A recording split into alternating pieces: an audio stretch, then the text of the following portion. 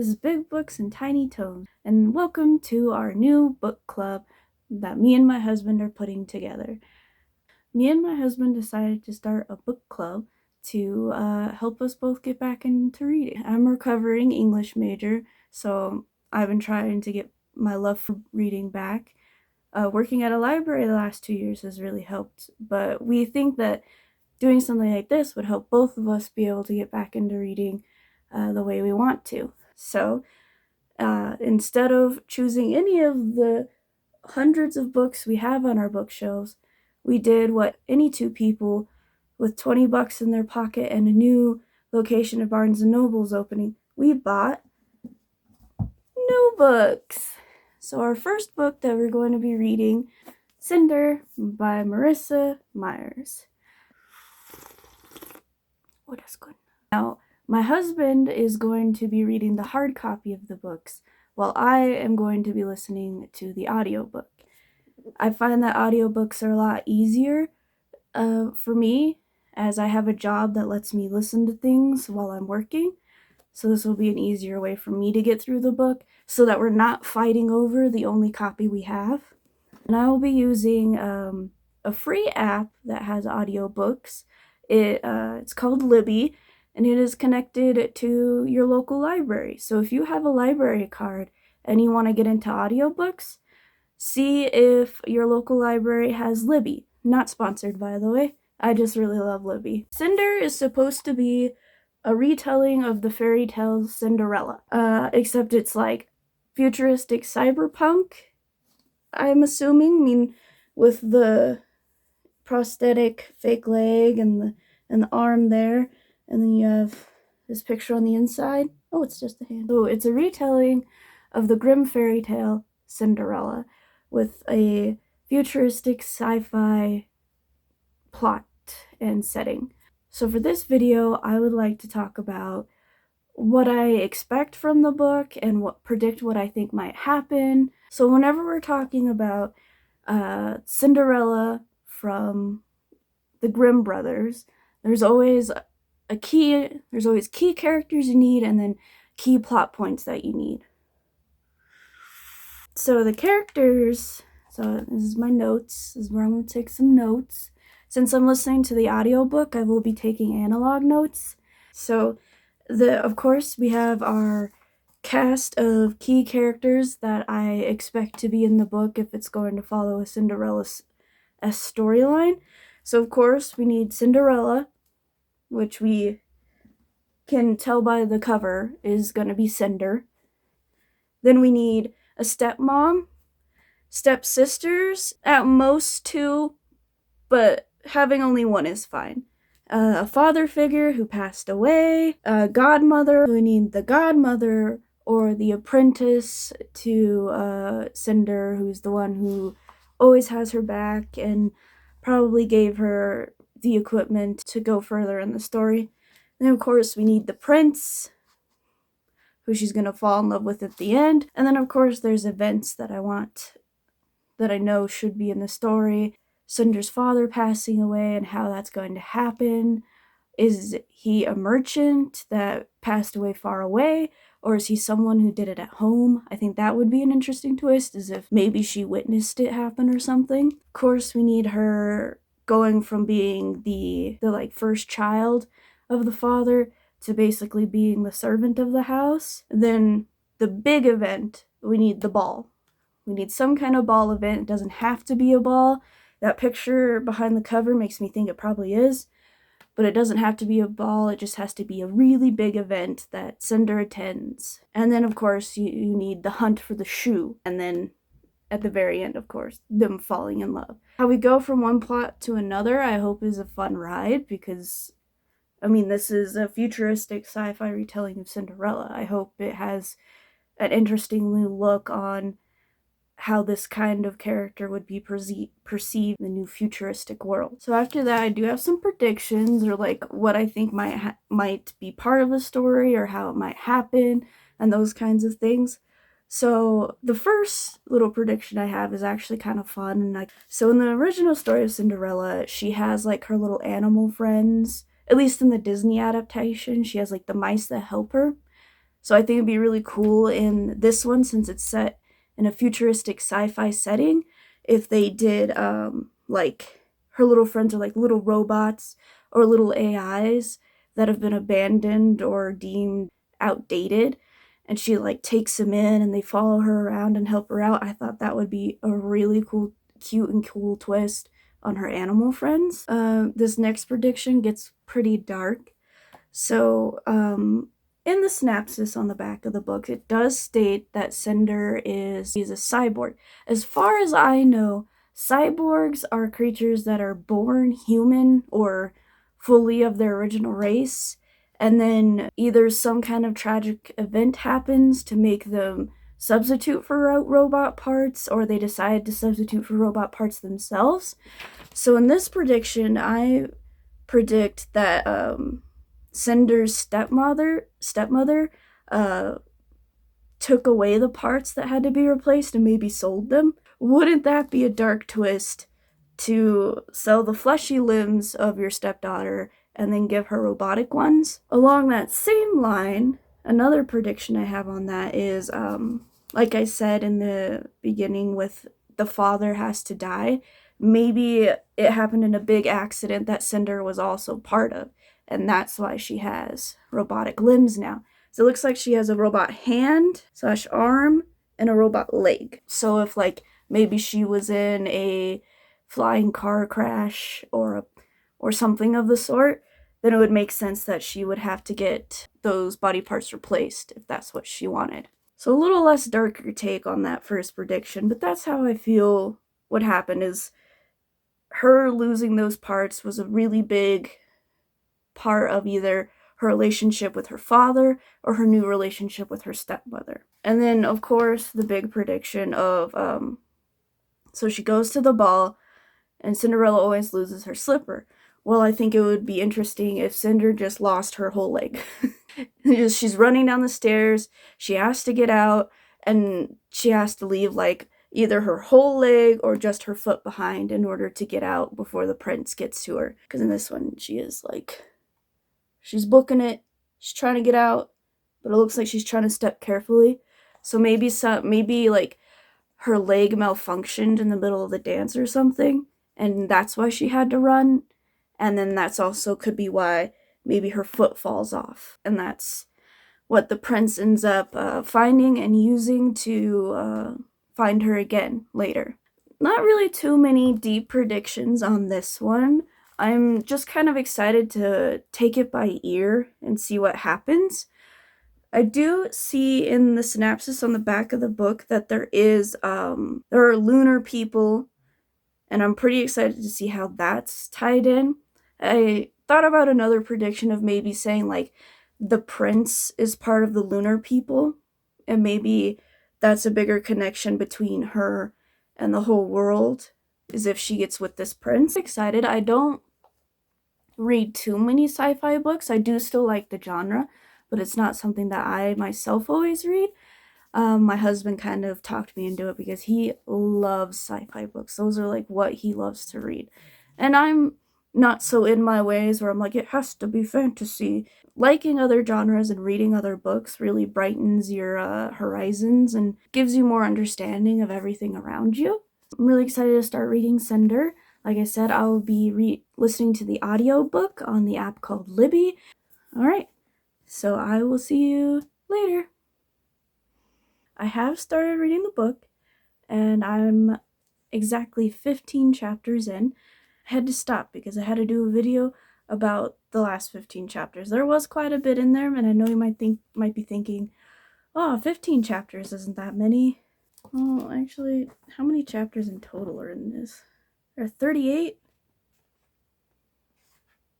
So I'm like a little less than halfway through, since there are 38 chapters in the book.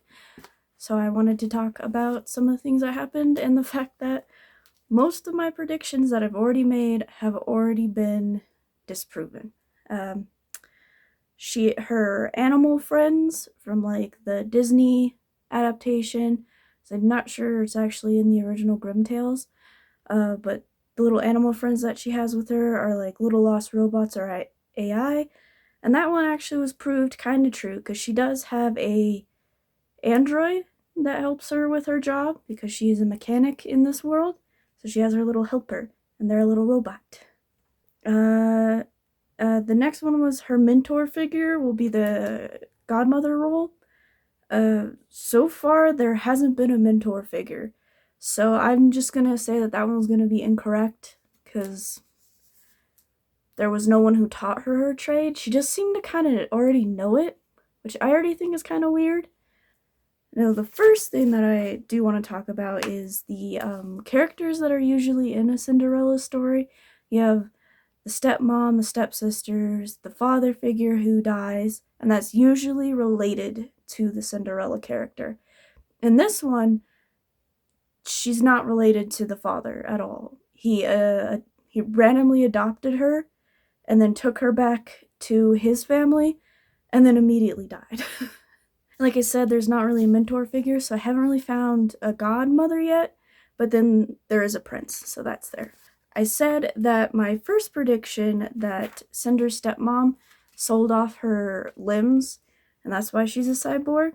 Well, that's incorrect in the fact that she sold off Cinder's limbs, but is correct in the fact that her stepmom does sell her off.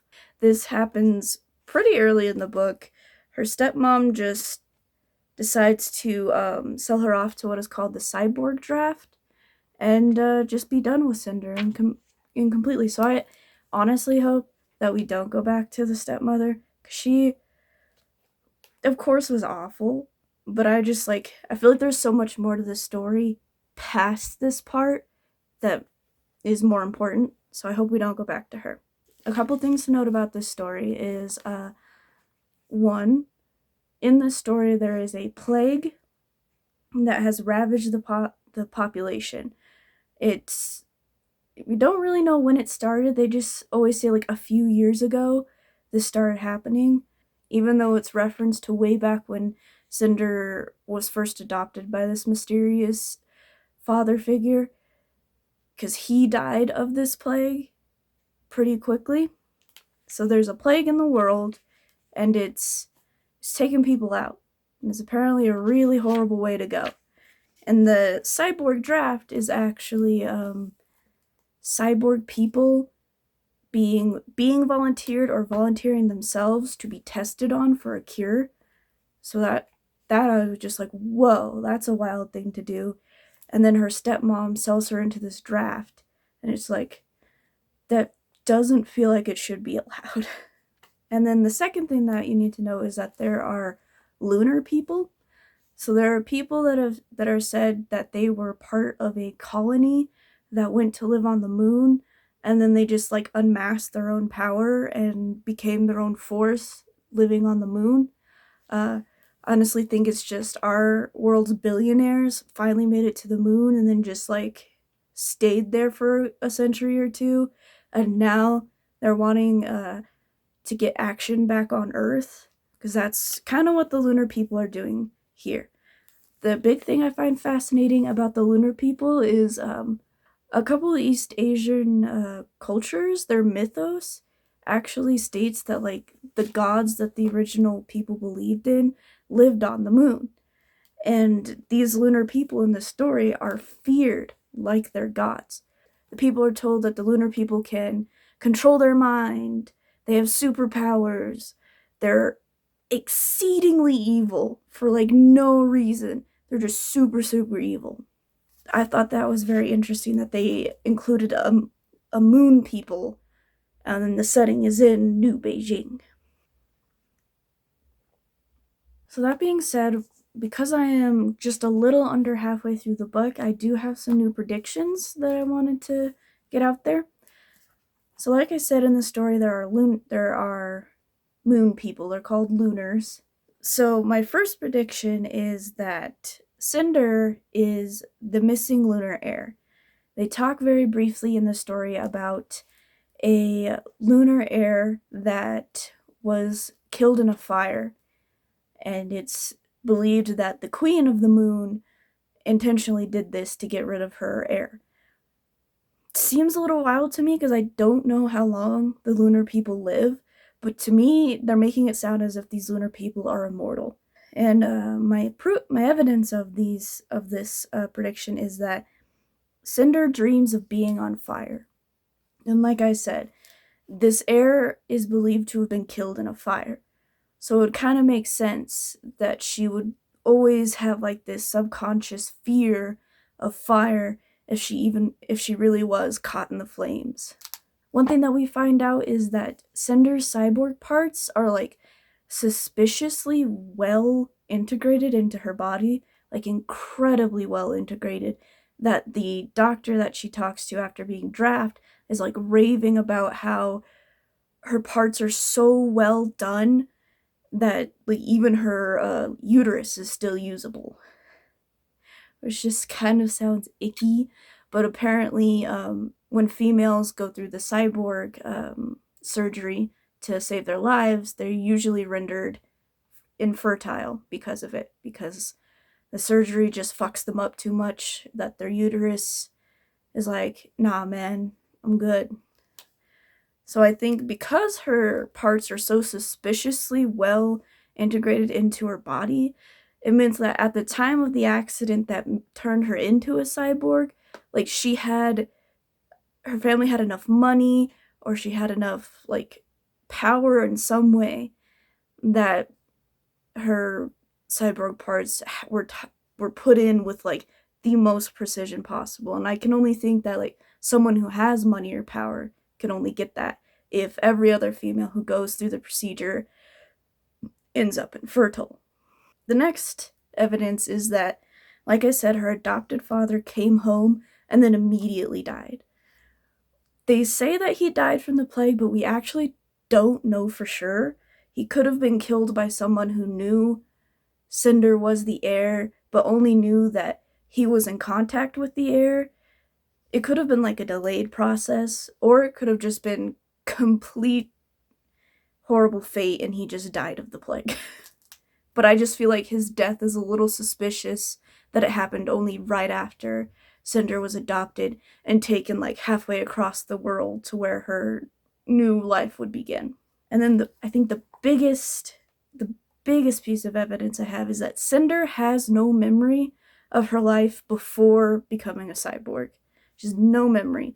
She's told what happened. She's told that she was in a car wreck and it killed both her parents and then left her left her a cyborg.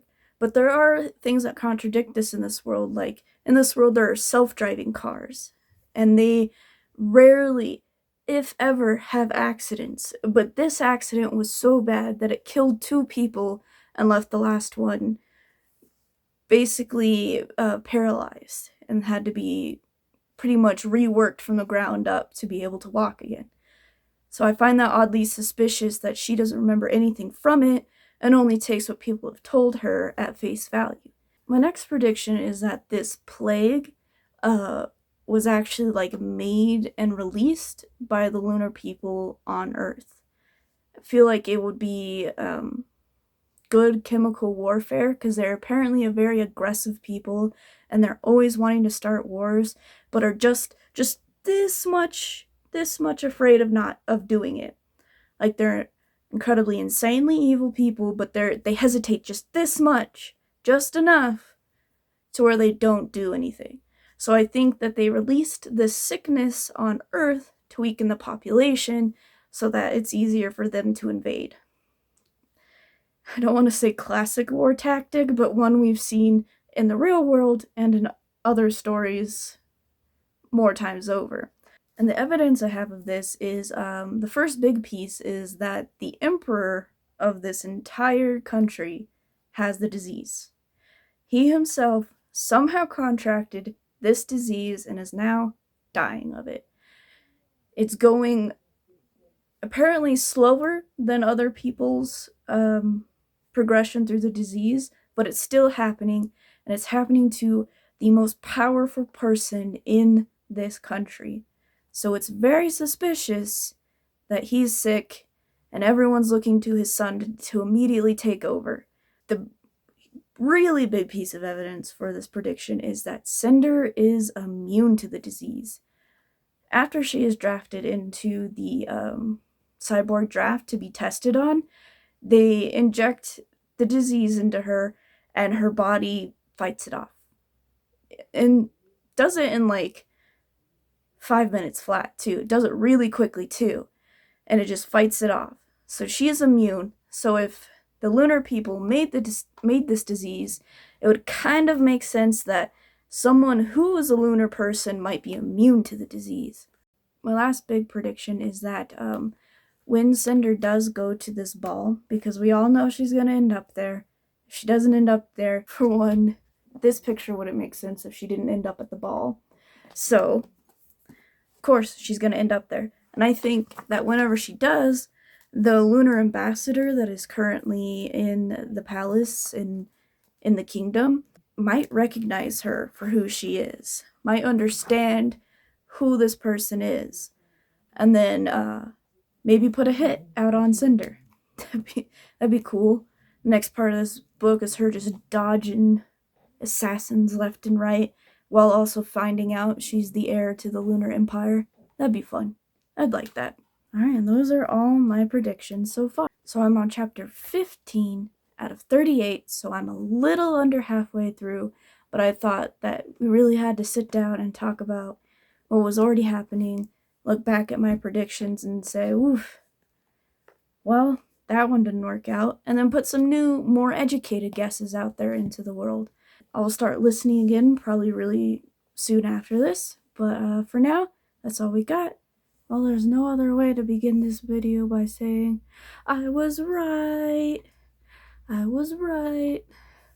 I think all the predictions I made in the previous video, which is very vindicating. Let's get a reminder of what my predictions were from the last time. So the last time I had only read up to chapter 15. I have now completed the book, and that is including the 10th year anniversary additional part at the end called Glitches, which is just a little like prelude story of how Cinder got to the Lee family and their first initial reactions to her, and then what happened to Garen, her stepfather, whenever he contracted leishmaniasis. So I have finished all of the literature relating to Cinder. The last time when I had only read up to chapter 15, my predictions were as follows: that Cinder is the missing heir, and this prediction was proven to be true. She is the missing heir, which she was told by Dr. I never remember that doctor's name, which was confirmed by Dr. Erlon, who had apparently been looking for the heir the entire time he has been on Earth. Oh, he is also lunar as well. Yeah, I wouldn't have mentioned that last time because we didn't know it yet, but he is lunar as well. He hates the queen because his daughter was a shell, and his wife just gave the queen their daughter. So he's like, I fucking hate that bitch. And who wouldn't, you know? My next prediction was that the plague is a disease developed by the lunar people to weaken Earth.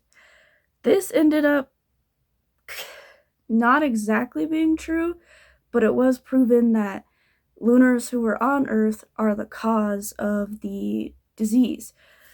They described it as like the way that like diseases get to new places through conquerors, like when smallpox came to the Americas because of the Europeans. And it's widely believed that smallpox would have never made it to the Americas if not for the Europeans. So I believe that they think that leishmaniasis never would have been a disease on Earth if the lunars didn't try to escape from the moon. And then my last one was that the prince invites her to the ball, and her stepmom recognizes her and then outs her as a cyborg to the prince. That part didn't come true. He still invited her to the ball, and she still went as his special guest.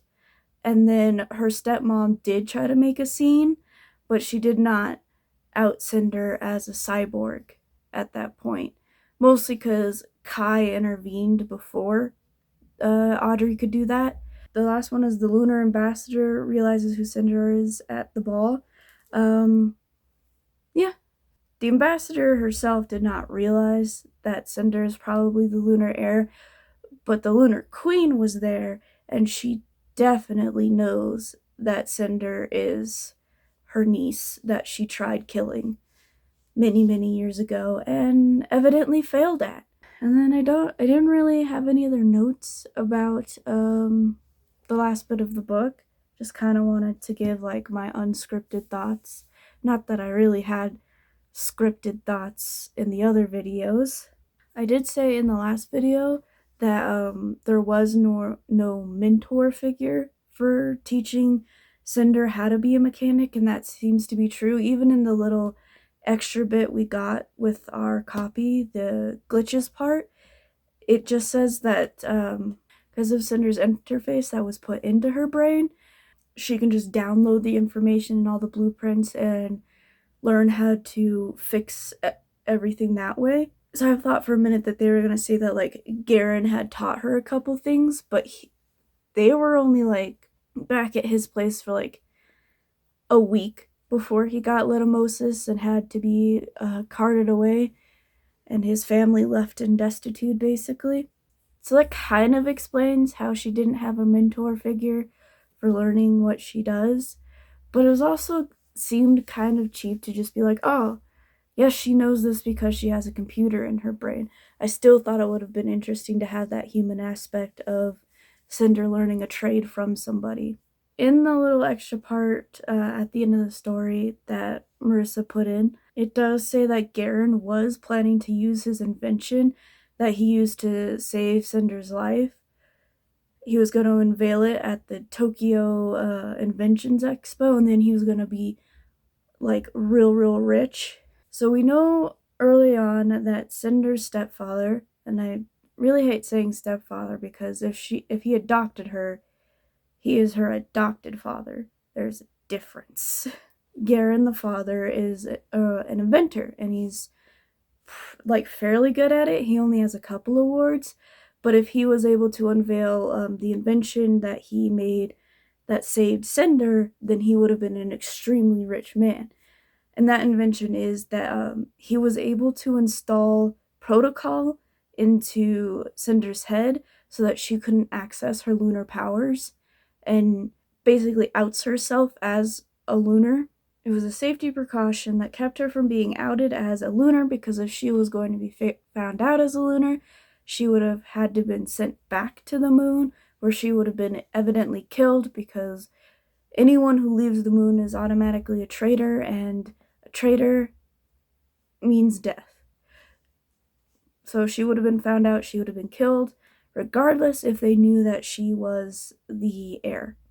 So if he would have been able to unveil this invention at the Tokyo Invention Fair or wherever they were going to do it, then I honestly think that not like all of the cyborg racism would have been fixed, but a good portion of it would have been fixed, because suddenly all these other humans who don't want to be controlled by lunars, or these lunars who don't want to have to deal with their abilities, would be able to go and get this protocol installed in their head, and then they would be immune to the Queen's powers and any other lunar's powers, but they also would not have to fight their own powers, which apparently causes the lunars to go insane and die, which is what's happening to Dr. Erlon. That's why he's kind of kooky.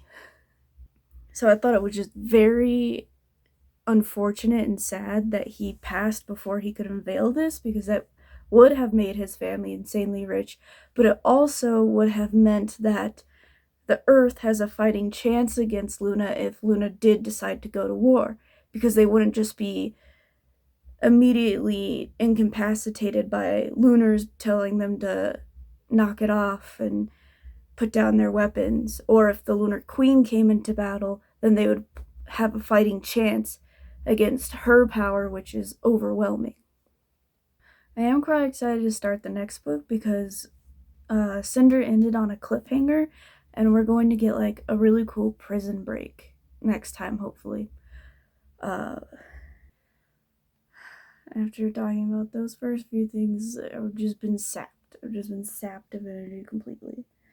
See you next time. Bye. And I hope that didn't sound too bad, because my throat is suddenly like, holy shit, why'd you do that? Ow! Yeah, it's probably Myers, like Stephanie. That's it. Is Cinderella Hans Christian Andersen, or is... I haven't talked this much in like 3 days. Ba-hoo-ra-hoo, ba-hoo-ra-hoo. Come Christmas, Christmas Day. Juice me up, baby. Sometimes I feel like I should do this research before I turn on the camera. I almost swallowed that in my lungs.